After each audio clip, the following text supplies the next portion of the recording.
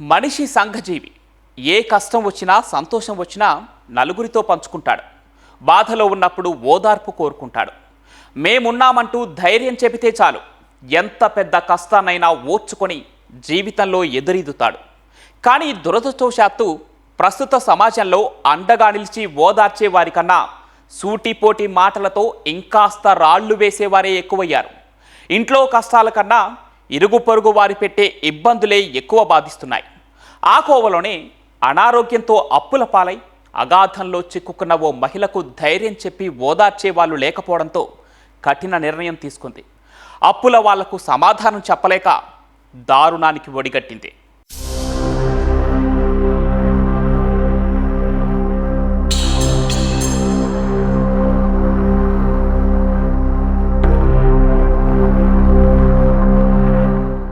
అప్పు లేనివాడు అందరికన్నా ఆరోగ్యవంతుడంటారు. మరి ఆ ఆరోగ్యం కోసమే అప్పు చేయాల్సి వస్తే వాటిని తీర్చలేక మళ్లీ మానసిక అనారోగ్యానికి గురైతే ఏం చేస్తాం? సరిగ్గా ఇలాంటి సమయంలోనే నా అన్న వాళ్లు పక్కన లేకపోతే జీవితం శూన్యంగా మారిపోతుంది. కష్టాలు తీర్చేవారు లేకున్నా కనీసం బాధలు పంచుకునే వాళ్లు కూడా లేకుంటే జీవితం నరకంగా మారుతుంది. ఆ ఉద్విగ్న క్షణాల్లో కఠిన నిర్ణయాలు తీసుకుంటారు. అలా ఆర్థిక కష్టాలతో సతమతమైన ఓ మహిళ తీసుకున్న నిర్ణయం కుటుంబాన్ని చిన్నాభిన్నం చేసింది.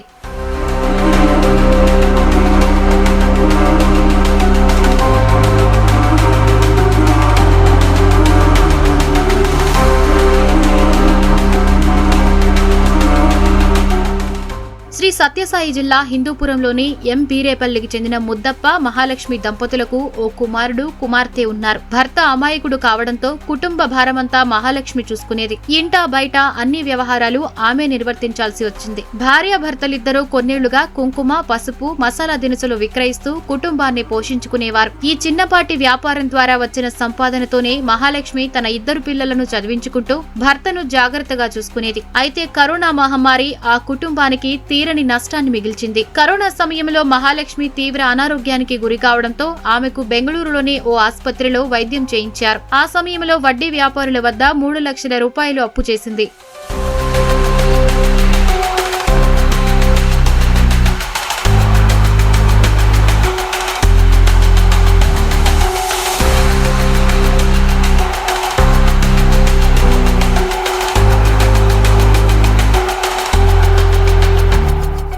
నాలుగేళ్లుగా వడ్డీ చెల్లిస్తూనే ఉంది తప్ప అసలు కట్టే స్థోమత లేదు. అయితే కొద్ది రోజులుగా వ్యాపారం సాగకపోవడంతో ఆ వడ్డీ కూడా కట్టలేకపోయింది. దీంతో వడ్డీ డబ్బులు కట్టేందుకు మరో చోట అప్పు చేయక తప్పలేదు. దీంతో ఆమె అప్పులు 6 లక్షలకు పెరిగాయి. పిల్లలు పెద్దవాళ్లు అవుతున్నారు. అప్పులు తీర్చే మార్గం కనిపించడం లేదు. పైగా వ్యాపారం రోజు రోజుకు దిగజారిపోవడంతో మహాలక్ష్మి తీవ్ర మానసిక ఒత్తిడికి గురైంది. కుటుంబ పోషణ కూడా కష్టంగా మారడంతో ఆమెకు ఏం చేయాలో పాలుపోలేదు. తన బాధలు చెప్పుకోవడానికి కనీసం ఎవరూ లేకపోవడం బాధపడింది. అప్పుల వాళ్లు రోజు ఇంటికొచ్చి నిలదీస్తూ గొడవలకు దిగుతుండటంతో పాటు ఇరుగు పొరుగు వారి సూటిపోటి మాటలతో తీవ్ర అవమానానికి గురైన మహాలక్ష్మి కఠిన నిర్ణయం తీసుకుంది. ఇద్దరు పిల్లలకు తినే ఆహారంలో విషపు గుళికలు కలిపి తినిపించి తాను తిన్నది. తల్లి కుమారుడు మృతి చెందగా కుమార్తె ప్రాణాలతో పోరాడుతోంది.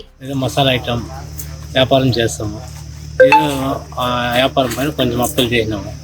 వ్యాపారం కొంచెం తక్కువైంది. బిజినెస్ డౌన్ అయింది. మళ్ళీ వచ్చి కొంచెం అప్పులు చేసుకునేసి ఇక్కడ ఆర్థిక పరిస్థితిలో దిక్కుదేలిన పరిస్థితిలో నా భార్య ఏదో తీసుకునేసి బిడ్డలకు కూడా ఇచ్చేసింది సార్. అది వచ్చి హాస్పిటల్కి అడ్మిట్ చేసినాం. మా బిడ్డ 4 గంటలు తెల్లవారు 4 గంటలు చనిపోయాడు. నా భార్య పరిస్థితి బాగాలేదంటే అనంతపూర్ వేసుకోపోయినాం. మధ్యదేవలో ఆమె పరిస్థితి ఇదైపోయి చనిపోయింది. నా కూతురు ఇంకా ట్రీట్మెంట్ తీసుకుంటాను అనంతపూర్లో.